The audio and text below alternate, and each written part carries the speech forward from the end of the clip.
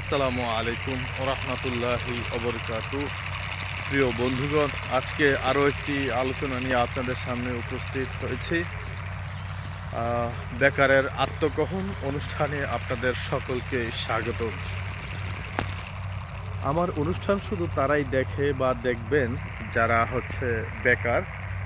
তো বেকারের সংখ্যাটা তো কীভাবে দেওয়া যায় সেটা আপনারা ভালোই জানেন আমার চেয়ে। অর্থাৎ জাতিসংঘের সংজ্ঞা অনুযায়ী যদি আমি বলি যে বেকার কাকে বলে, বেকার হলো যার যার যোগ্যতা অনুযায়ী সে যদি ওই কাজ করতে না পারে সেটাই হচ্ছে বেকারত্ব বা বেকার। তো আমার মতো যারা এইরকম বেকার আছেন তাদের কি কষ্ট সেটা শুধু আমিই জানি। অর্থাৎ আমার জায়গা থেকে আমি যেই উপলব্ধিটা করছি সেটাই শেয়ার করছি আর কি আপনাদের সাথে। তো আমি একজন বেকার। তো আমার সাথে দৈনন্দিন জীবনে যেই ঘটনাগুলো ঘটে বা যেই সমস্যার সম্মুখীন আমি হই বা যেই সব পরিস্থিতির সম্মুখীন হই, বাস্তব অভিজ্ঞতার আলোকে আমি সেটাই আপনাদের সাথে শেয়ার করার চেষ্টা করছি। তো আজকে ভিন্ন ধাঁচের কিছু আলোচনা নিয়ে আপনাদের সাথে কথা বলবো বা তো সেটা হচ্ছে যে বর্তমান সময়ে যেহেতু আমার কোনো কাজ নেই, আমি যেহেতু বেকার, সেই জন্য আমি দু একটা টিউশনি করে চলতে চাচ্ছিলাম। তো এখন আমি গ্রামে বসবাস করছি, যেহেতু শহরে থেকে নিজের যে লাইফস্টাইল, নিজের যে খরচ সেটা বহন করতে অসামর্থ্য। তাই ভাবলাম যে গ্রামে চলে যাই। তো গ্রামে চলে আসছি। আর প্রথম কথা হলো যে আমার শহরের যে জীবন, ওই জীবন আর ভালো লাগছে না। যেই শহর থেকে বড় হয়েছি, মানুষ হয়েছি বলা চলে। আমি জানি না আমি কতটুকু মানুষ হয়েছি, তারপরেও আমি বলছি যে যেই শহরে থেকে আমি মানুষ হয়েছি সেই শহরের থেকে, অর্থাৎ ওই শহর আর আমার কাছে ভালো লাগছে না। তো তাই আমি গ্রামের নির্মল সতেজ পরিবেশে নিজেকে বাকি জীবনটুকু নিজের আমি কাটাতে চাই। তাই আমি গ্রামে চলে আসছি। আর যেহেতু আমার কোনো চাকরি বাকরি হয়নি, অর্থাৎ আমার পছন্দ মতো জায়গায় কোনো চাকরি বাকরি হয়নি, তাই আমি গ্রামে চলে আসছি। তো শহরে ছিলাম, ভালোই ছিলাম, গ্রামে এসে পড়ছি আমি মহা বিপদে। তো এখন কি সেই মহা বিপদ, সেই বিপদগুলো যে অভিজ্ঞতা সেগুলো আপনাদের সাথে আমি শেয়ার করি আর কি। তো গ্রামে আসার পর পদে পদে আমি নতুন নতুন অভিজ্ঞতার সম্মুখীন হচ্ছি, নতুন নতুন সমস্যার সম্মুখীন হচ্ছি। প্রথম যে সম্মুখীন হই বা যেই সমস্যার সম্মুখীন আমি হই সেটা হচ্ছে যে অর্থনৈতিক সমস্যার সম্মুখীন।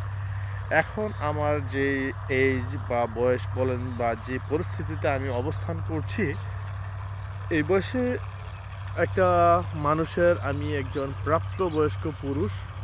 তো আমার তো কিছু না কিছু খরচ অবশ্যই আছে এবং আমাকে কিছু না কিছু আয় রোজগার করতে হবে।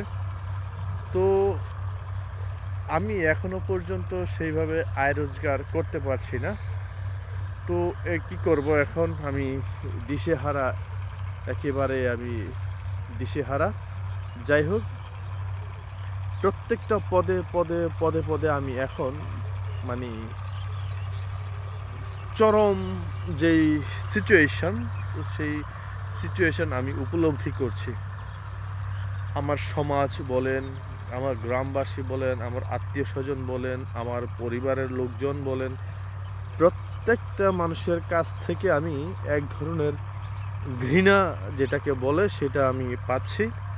তো যাই হোক, আমি সেটাকে ভয় করি না। যেহেতু ভয় করি না বললে হবে না, এটাকে আমি এখন কেয়ার করছি না, আমলে নিচ্ছি না। এটার সবচেয়ে বড় কারণ হলো যে আমলে নিয়েই বা আমি কি করব, আর তারা যা বলছে সেটাও সঠিক। তো আজকে অনেকগুলো বিষয় নিয়ে আলাপ করব যদি সময় হয়। এখন প্রায় গোধূলি,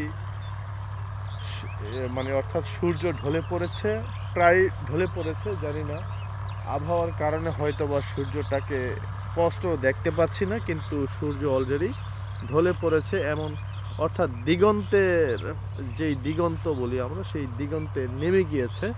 যেহেতু আকাশ লাল দেখা যাচ্ছে, সেহেতু সূর্যটা নিচে নেমে গিয়েছে।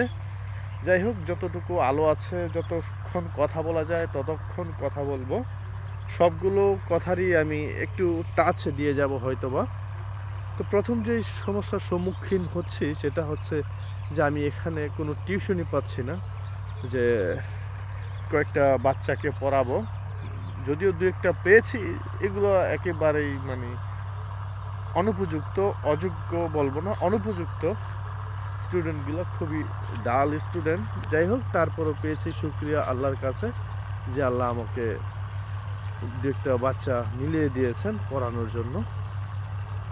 যাই হোক, এইখানে যে টিউশনের রেট বা হার অথবা যে পারিশ্রমিক যেটাকে আমরা বলি না কেন, সেটা মানে শহরের তুলনায় খুবই খুবই খুবই কম। বলবো না সেটা কত, তারপরে অনেক সময় হয়তো বা কথার মাঝে চলে আসতে পারে। তো আমি যেটা বলতে চাচ্ছি সেটা হচ্ছে যে আমি গ্রামে টিউশনি খুঁজে পাচ্ছি না। অনেকেরও বলছি, অনেকেরও বাসায় যাচ্ছি, গিয়ে বলছি যে আপনার বাচ্চাটাকে পড়াবো, আমি খালি আছি, আমাকে দিয়েন। আমাকে সরাসরি না করতে পারছে না, বলছে আচ্ছা ঠিক আছে আমি জানাবো। তো আমি 2-3 বার ওদেরকে নক করি।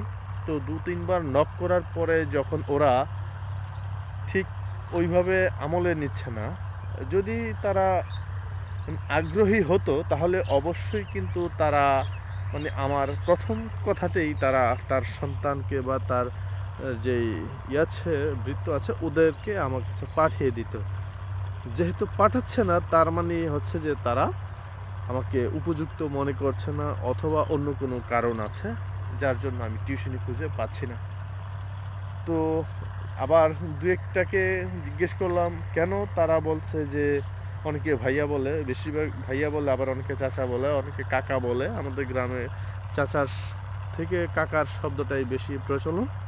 তো বলছে যে কাকা, আমি যদি আমার স্কুলে না পড়ি তাহলে ওই স্যার আমাকে ফেল করায় দিবে, ওই স্যার আমাকে অমুক করবে, তমুক করবে, অনেক কিছু করবে।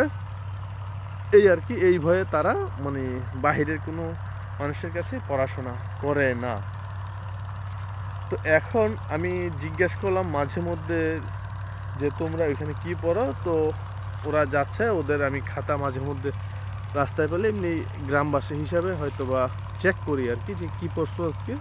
বলতে আছে আমি গিয়েছি কিন্তু আজকে আমি করি নাই। তো কেন গিয়েছো? এমনি গিয়েছি। অর্থাৎ পারিবারিক চাপে সে পড়তে গেছে, কিন্তু কি পড়ছে সেটা সে জানে না।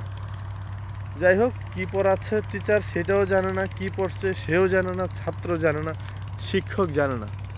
তো এই হচ্ছে যে অবস্থা। কিন্তু তারপরও শিক্ষকের কাছে, স্কুলের শিক্ষকের কাছেই পড়বে, আমার অন্য কোনো বাহিরের কাছে কিছুই পড়বে না। অর্থাৎ সে কতটুকু জ্ঞান অর্জন করতে পারছে সেটা তার পরিবারের মাথা ব্যথা নয়, আর সেটা যাচাই করছে না। কীভাবে যাচাই করবে যে আমার গ্রামের পরিবেশে যারা থাকি আমরা, তো আমাদের পরিবার অতটা সচেতন নয় যে আমার বাচ্চা কি করছে, কোথায় পড়াশোনা করছে, এইসব বিষয়ে আদতেই আমরা কেউ সচেতন নই। যাই হোক, তো এই জন্য টিউশনি খুঁজে পাচ্ছি না। তো টিউশনি খুঁজে না পেলে আমি অন্যদিকে ট্রাই করছি। তো আপনাদেরকে হয়তো বা আগামী কয়েকদিনের মধ্যেই আমি আপনাদেরকে দেখাবো যে আমি কোন কোন বিষয়গুলো ট্রাই করছি বেকার থাকা অবস্থায়। কেননা বেকারত্ব জীবনটা একটা অভিশপ্ত জীবন। যারা আমার মতো বেকার আছেন তারা অবশ্যই জানেন যে বেকারত্ব কত বড় অভিশাপ, অভিশপ্ত এক জীবন। আপনি মানে কোনো অবস্থাতেই স্বস্তি পাবেন না, না ঘুমিয়ে পাবেন, না খেয়ে দিয়ে পাবেন, না সকালে পাবেন, না দুপুরে, না বিকেলে, না রাতে। অর্থাৎ এভরি সিঙ্গল মুমেন্ট মানে আপনি একেবারেই পেরেশানিতে থাকবেন, যেই পেরেশানি একমাত্র আল্লাহ ছাড়া আপনাকে আর কোনোভাবে উদ্ধার করা সম্ভব না। আলহামদুলিল্লাহ, আমি অনেক ট্রাই করেছিলাম নিজের বেকারত্ব ঘুচাতে, কিন্তু মহান রব হয়তোবা আমাকে দিয়ে অন্য কোনো কিছু করাবেন, তাই হয়তোবা আমাকে ওই পরিবেশের জন্য আমাকে সুইটেবল করে নিচ্ছেন। যেমনটা মনে করুন যে আমরা স্পেসে যদি কোনো মহাকাশযান প্রেরণ করতে চায়, তাহলে ওখানের তাপমাত্রার সাথে সহনশীল এমন ম্যাটেরিয়াল তৈরি করতে হয়। তারপর কিন্তু সেই জায়গায় ওই ম্যাটেরিয়াল দিয়ে স্পেসশিপ তৈরি করা হয় আর কি। তো আমাকে হয়তোবা আমার স্রষ্টা, যিনি আমাকে সৃষ্টি করেছেন, যিনি আমার রিজিকের বন্দোবস্ত করেছেন, তিনি হয়তোবা একই কাজ করছেন আর কি, যে আমাকে হয়তোবা ওই পরিবেশের মানে কি বলবো যোগ্য করে তুলছেন, অথবা অন্য কিছু হতে পারে, অথবা চিরকাল আমাকে হয়তোবা এইভাবেই রাখবেন, সেটা তিনি ভালো জানেন। যাই হোক, এই একটা গেল যে কিভাবে, অর্থাৎ আমি কেন টিউশনি পাচ্ছি না। তারপরে আরেকটা বিষয় হচ্ছে যে মনে করুন যে কোনো একটি স্কুল যদি স্টুডেন্টের অভাবে যদি স্কুলটা বন্ধ হয়ে যায়, আচ্ছা এটা একটা ফাও আলাপ, যদি এটা রাষ্ট্রের বিষয় তারপরে আমি আলাপটা করে নিচ্ছি, যেহেতু আমি বেকার, সেহেতু এই বিষয়টা দেখা আমার বিষয় নয়, কিন্তু তারপর আলাপ করছি আর কি আপনাদের সাথে। সেটা হচ্ছে যে যদি কোনো একটি স্কুলে আপনার শিক্ষার্থীর সংখ্যা কমে যায়, এখন কেন কমে গেল সেটা হচ্ছে সবচেয়ে বড় বিষয়। অনেকগুলো কারণে স্টুডেন্টের সংখ্যা কমে যেতে পারে। প্রধান যে বিষয়টা হতে পারে সেটা হচ্ছে যে স্কুলটা ভালো না, এই স্কুলে পড়াশোনার সিস্টেম বা মান অতটা উন্নত নয়, এই জন্য অভিভাবক এই বাচ্চাদেরকে নিয়ে যাচ্ছে, নিয়ে অন্য স্কুলে ভর্তি করছে। তো এইটাই হচ্ছে বেশিরভাগ ক্ষেত্রে হয়, যে স্কুলের ম্যানেজমেন্ট অথবা স্কুলের যে পড়াশোনা পদ্ধতি বা স্কুলের পড়াশোনার যে মান যখন কমতে শুরু করে বা কমে যায়, তখন কিন্তু কি স্টুডেন্টের সংখ্যাও কমে যায়। আরও অনেক অনেক কারণ স্টুডেন্টের সংখ্যা কমে যায়। কিন্তু আমি যেটা দেখছি আমার গ্রাম্য পরিবেশে, অর্থাৎ আমি যেই সমাজে বসবাস করছি আশেপাশে গ্রামে, ইভেন আমার নিজ গ্রামেও দিয়ে উদাহরণ দিতে হচ্ছে, যে আমাদের গ্রামে যে স্কুলটা আছে যেটা প্রাথমিক বিদ্যালয়, সেই প্রাথমিক বিদ্যালয়টা বন্ধ হয়ে যাওয়ার উপক্রম। এটা কারণ হচ্ছে স্কুল স্টুডেন্টের সংখ্যা খুবই কম।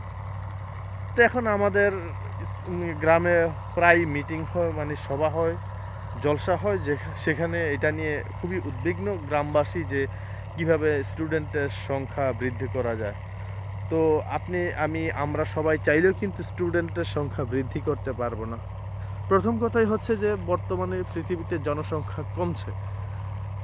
এই বিষয়ে আমি একটা থিওরি দিয়েছিলাম, অর্থাৎ লিখেছি বা করেছি, যেটাই হোক, বা তথ্য দিয়েছি, আর সেটা পত্রিকায় পাবলিশড হয়েছে, যে পৃথিবী থেকে জনসংখ্যা ধীরে ধীরে কমছে। যদিও এটা অনেকেই বিশ্বাস করছে না এখনও, সেটা আমি অনেক আগে লিখেছিলাম, যে বর্তমান যিনি ধর্ম উপদেষ্টা আছেন তাহার একটা পত্রিকা আছে, সেই পত্রিকাতে আমি আমার এই লেখনীটা দিয়েছিলাম। ওই তখন তিনি আমার কলেজ শিক্ষক ছিলেন, তো স্যার সেটা পাবলিশ করেছে। সেখানে আমি প্রমাণ করেছি যে কিভাবে জনসংখ্যা কমছে পৃথিবী থেকে। যাই হোক, তো জনসংখ্যা কমার কুফলের কারণে আমাদের গ্রামের যে স্কুলটা আছে সেখান থেকে অর্থাৎ শিক্ষার্থীর সংখ্যা দিন দিন কমে যাচ্ছে। কিন্তু সবচেয়ে বড় কারণ হলো যেটা, ওটা হচ্ছে যে শিক্ষকদের অবহেলার কারণে পড়াশোনার মান এতটাই কমে গিয়েছে যে নিজ গ্রামের যে বাচ্চা কাচ্চা আছে এগুলো তার অভিভাবকরা অন্য স্কুলে পাঠিয়ে দিচ্ছে। আমার দেখানো, অর্থাৎ আমি নিজে উদাহরণ, আরও কয়েকজনকে আমি স্বচক্ষে দেখেছি। তাকে জিজ্ঞেস করলাম যে আপনারা এই কাজটা কেন করছেন, গ্রামের স্কুল বন্ধ হয়ে যাচ্ছে আর আপনি আপনার বাচ্চাটাকে নিয়ে অন্য স্কুলে দিয়ে দিলেন। বলতেছে এই স্কুলের পড়াশোনা ভালো না, তো এখানে কেন দিব আমার বাচ্চাটাকে। তো আমি বললাম, তারপরে মিটিংয়ে আসেন, আয়সা বলেন যে এখানে কি সমস্যা, যে এখানে শিক্ষকদের কি, যেখানে বলতেছে যে পড়াশোনার মান ভালো না। তো মান ভালো না, সরকার তো এইসব শিক্ষকদেরকে আপনার প্রশিক্ষণ দিয়ে, অর্থাৎ প্রশিক্ষিত শিক্ষকরাই প্রাথমিক বিদ্যালয়ে শিক্ষাদান করে থাকে। তো ওনাদের শিক্ষা ব্যবস্থা থেকে অন্য স্কুলের শিক্ষা ব্যবস্থা কেন অতটা ভালো হবে? তো বলছে কে জানে, কিন্তু তাদের তুলনায় আমার এই স্কুলের তুলনায় অন্য স্কুলের শিক্ষা ব্যবস্থা অনেক ভালো, সেখানে আমার বাচ্চা কিছু একটা শিখতে পারে এই জন্য। তো এখন আমার প্রশ্ন হলো যে শিক্ষকদের গাফিলতির কারণে আমাদের গ্রামের স্কুলটা বন্ধ হয়ে যাওয়ার উপক্রম, কেননা শিক্ষকদের গাফিলতির কারণে তাদের শিক্ষা পদ্ধতির কারণে স্টুডেন্টের সংখ্যা দিন দিন কমছে। আমাদের পুরো স্কুলে 40 জন বাচ্চাও নেই, কোনো কোনো ক্লাসে 4 জন 5 জন স্টুডেন্ট আছে, অথবা শিশু শ্রেণীতে 2-4টা বেশি থাকে, কেননা ওরা গ্রামের বাইরে যেতে পারবে না, এই জন্য হয়তো বা ওখানে জাস্ট বসে থাকে, এরপরে বড় হলে অন্য কোনো স্কুলে ভর্তি হয়ে যায়। এই হচ্ছে মূল বিষয়টা, যে যাদেরকে জিজ্ঞেস করলাম কেন, সবাই বলছে যে আমার বাচ্চা এখানে ভালো কিছু শিখছে না, এখানে যে শিক্ষকরা ঠিকমতো পড়ায় না, ঠিকমতো স্কুলে আসে না। তো এখন আমার কথা হলো যে এই যেই শিক্ষকদের কারণে আমার স্কুলটা বন্ধ হয়ে যাচ্ছে, ওই শিক্ষকের শাস্তি কি হবে? এই শিক্ষকের শাস্তিটা কি হবে যে তাদের অবহেলার কারণে আমার গ্রামের যে বিদ্যালয়টা আছে, এই বিদ্যালয়টা একসময় এই গ্রাম থেকে সরকার তুলে নিয়ে যাবে, কেননা এই বিদ্যালয়ে শিক্ষার্থী নেই। এখন আমার কথা হলো শিক্ষার্থী অন্য স্কুলে চলে যাচ্ছে আমার গ্রামের, কিন্তু অন্য গ্রামের কোনো শিক্ষার্থী আমার গ্রামে আসে না। কারণ হচ্ছে একটাই, যে এখানে যারা শিক্ষাদান করছেন বা শিক্ষা দিচ্ছেন তারা দক্ষ নয়, আর তারা খামখেয়ালি করে, এবং তারা তাদের যে দায়িত্ব সেটাকে তারা সঠিকভাবে পালন করছেন না। তো তাদের কারণে আমাদের গ্রামের বা আমার গ্রামের যে বিদ্যালয় সেটা যদি নষ্ট হয়ে যায় বা বন্ধ হয়ে যায়, তাহলে এর দায়ভার কার হবে? আমার গ্রামের বাচ্চারা পরবর্তী প্রজন্ম কিভাবে শিক্ষা পাবে? তারা কোথায় থেকে শিক্ষা গ্রহণ করবে? তো এখন কথা হলো ওইসব শিক্ষকদের যাদের অবহেলার কারণে, যাদের দায়িত্ব অবহেলার কারণে আমার গ্রামের বিদ্যালয় বন্ধ হয়ে যাওয়ার উপক্রম, তাদের শাস্তি কি হবে? বিদ্যালয় বন্ধ হলে তারা সরকারি চাকরি করে, তাদেরকে অন্য গ্রামের অন্য কোনো স্কুলে তাদেরকে বদলি করা হবে, কিন্তু তারা তো আমার গ্রাম স্কুলটাকে তারা ধ্বংস করে দিয়ে গেল। এইসব শিক্ষকদের কারণে আমার স্কুলটাও বন্ধ হয়ে যাচ্ছে, তো এর শাস্তি কি হবে? তো আমি আমার গ্রামে যারা ম্যানেজমেন্ট আছে, বিশেষ করে আমি সরকারকে বলবো যে স্কুলে বর্তমান শিক্ষা অর্থাৎ শিক্ষক থাকা অবস্থায় যদি কোনো স্কুলে, তো কোনো গ্রামের শিক্ষার্থী যদি অন্য কোনো স্কুলে যায়, তাহলে ওইসব শিক্ষকদেরকে অবশ্যই শাস্তির আওতায় আনতে হবে। কেননা তারা কি এমন পড়াশোনা করাচ্ছে যে তাদের পড়াশোনা মানের কারণে অন্য স্কুলে পাঠিয়ে দেওয়া হচ্ছে শিক্ষার্থীদেরকে। তো আমি অবশ্যই সরকারের কাছে আবেদন করছি যে আপনারা অবশ্যই এই বিষয়টা আপনি দেখবেন। শুধু এটা আমার গ্রামের জন্য বলছি না, আমি সমগ্র বাংলাদেশে একই সিস্টেম চালু আছে, সেটা হচ্ছে প্রাইমারি স্কুলের শিক্ষকদের যে দক্ষতা এবং অবহেলার কারণেই শিক্ষার্থীর সংখ্যা দিন দিন কমছে, এবং যেগুলো কিন্ডারগার্টেন আছে অথবা প্রাইভেট স্কুলগুলো আছে সেখানে আপনার শিক্ষার্থীর সংখ্যা বৃদ্ধি পাচ্ছে। যেখানে সরকারি শিক্ষকরা সরকারি প্রশিক্ষণের মাধ্যমে উন্নত শিক্ষা পদ্ধতি পায়, সেখানে এই স্কুল থেকে শিক্ষার্থী অন্য স্কুলে চলে যায়, প্রাইভেট স্কুলে চলে যায়। এটা অবশ্যই সরকারকে ভাবতে হবে এই বিষয়টা নিয়ে। আর যদি ভালো শিক্ষক ওনারা যদি শিক্ষাদান করতে না পারেন, অবশ্যই তাদেরকে বরখাস্ত একেবারে স্থায়ী চাকরিচ্যুত করতে হবে। ধন্যবাদ।